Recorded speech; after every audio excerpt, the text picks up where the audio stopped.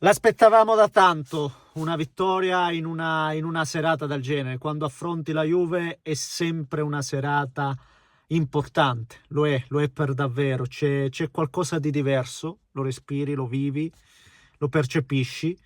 Eh, Peccato, almeno nel mio caso, non godermela appieno. Non me la riesco a godere appieno una vittoria di questa importanza. Perché la vittoria di stasera, ragazzi, io non dico che sia da scudetto certificato, però davvero adesso si tratta di volerlo buttare via, se vogliamo, no?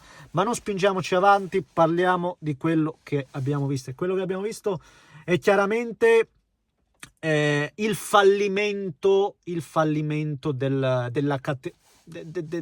della direzione arbitrale a 360 gradi. E quasi quasi mi viene da dire, prima o poi doveva capitare in una partita così importante di fare acqua da tutte le parti. Doveva capitare. Era quasi, la cosa triste è che era inevitabile, ragazzi. Io qui, non so se ve lo ricordate, ma ve lo riporto alla luce. Che era il 15 ottobre? 15 ottobre 2025, esordisco. Siete scarsi. E da allora la situazione non è migliorata, è peggiorata. Siete scarsi. Lo dicevo allora, quando è stata sfavorita oggettivamente la mia squadra, lo dico stasera che è stata favorita oggettivamente, perché stasera non c'è da fare chiacchiere. No, ma leggermente lo tocca, quindi se vogliamo... Non c'è da far chiacchiere. Quella di Bastoni è una simulazione. Che nel mio calcio ideale, sapete cosa si doveva fare stasera? Nel mio calcio ideale, vai a rivedere, togli l'ammonizione a Calule e la dai a Bastoni, che già ammonito, va fuori. Questo doveva succedere nel mio calcio ideale, che non vi racconto stasera, ma ve lo racconto da sempre. Quindi non mi venite a dire, ma quello, oppure gli altri che mi vorranno affibbiare quello che non è interista per davvero e diranno no, ma tu no, lo dico sempre. Come vi ricordo ancora una volta che adesso se la prenderanno con Bastoni. Bastoni fa quello che fanno tutti i furbetti di questo caso. Perché nascono i furbetti? Nascono i furbetti perché glielo permettono le cattive gestioni arbitrali. Glielo permettono loro e ce l'hanno tutti. Saelemaekers per il Milan, ce l'ha il Como. Oggi vedevo Jesus Rodriguez che si butta una vita prima. Ma ve ne posso dire tanti, ragazzi. Ve ne posso dire, ognuno per ogni squadra. Datemi il modo di rifletterci. Quello che fa Vergara all'ultimo secondo, dove chiaramente lui ingenuamente dice: mi sono sentito toccare, che gioia perché posso infinocchiarli. Ed è la stessa cosa che ha fatto e ha pensato Bastoni. Me l'ha messa leggermente la mano, mi butta a terra, li ho fregati. E sono autorizzati a pensare così i giocatori. Se vengono continuamente premiati, sarebbero fessi se non lo facessero. Avete capito un po' dove siamo? Ma questi ragionamenti io non ve li faccio da stasera, ve li faccio da sempre. E stasera c'è il fallimento totale, perché tra l'altro anche la stessa designazione è sbagliata. Ma c'è stata una partita comunque con un carico tensivo importante come è stata Inter-Napoli, il ritorno. Doveri è stato da 10 lode, per quello che poteva, da 10 lode. Tu stasera la cosa dove fa? Devi da dove è sta partita. E Doveri quelle cavolate non te le fa, Da dov'eri ste robe? Non le vedevi stasera. E quindi sbagliano tutti. Gli arbitri che sono scarsi, chi li mette lì ad arbitrare? Lo stesso Rocchi, che fallisce completamente con questa designazione, è il protocollo VAR. Perché il VAR, ribadisco, viene chiamato in causa per uno starnuto. In aria ti vanno a guardare pure se starnutisci, poi non puoi intervenire su questioni oggettive come il togliere una doppia ammonizione, quindi, cioè l'espulsione che viene prodotta da una doppia ammonizione non la può andare a togliere. Se fosse stata un'espulsione diretta lì poteva intervenire. Cioè un cortocircuito totale. E ribadisco, adesso se la prenderanno con Bastoni, adesso ritornerà in auge la Marotta League, se poi andiamo a vedere, forse questo è stato il primo grande vantaggio che abbiamo avuto.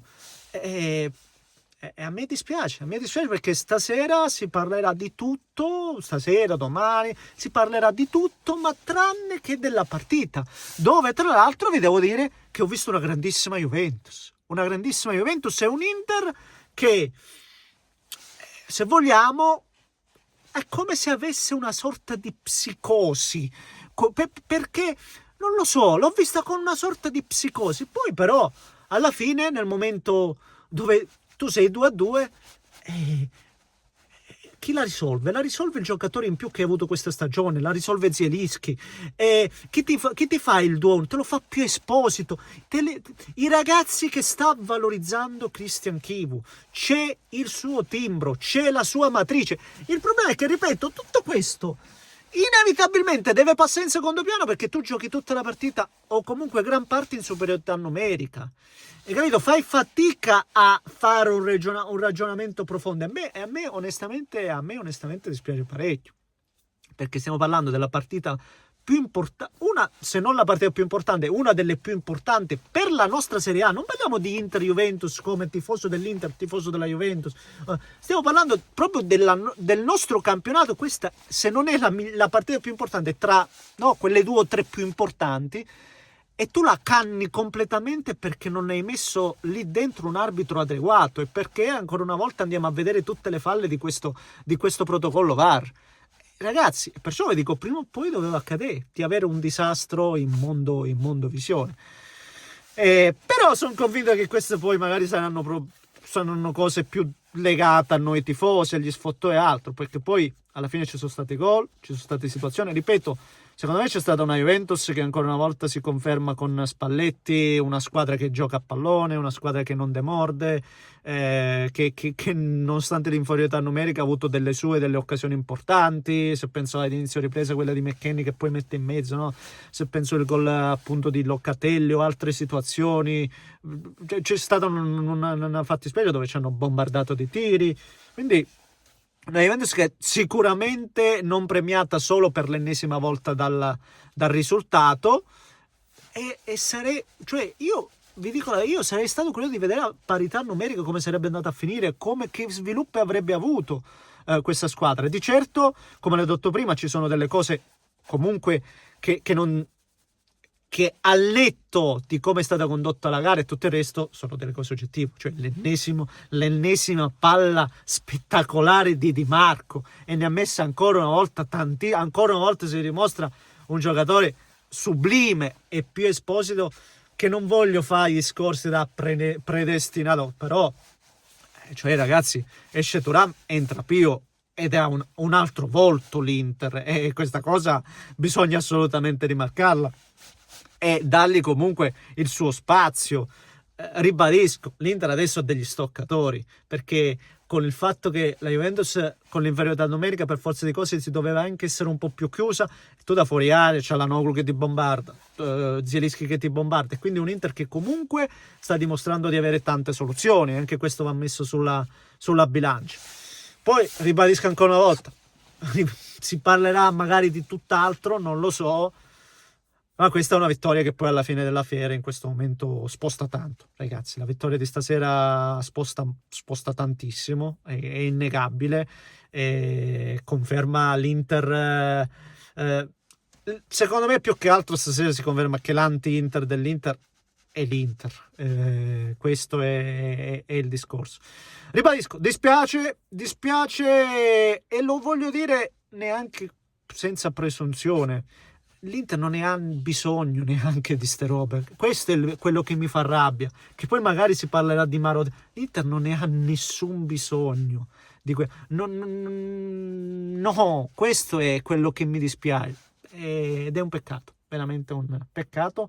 Ma ribadisco, c'è un fallimento totale da parte di tutti. Da parte di tutta la classe arbitrale, ripeto, che ha fatto le designazioni, gli arbitri che sono scarsi, protocollo VAR che non funziona, c'è proprio a 360 gradi un qualcosa che non funziona, e poi ti ritrovi a cannare una partita del genere. È brutto. Va bene?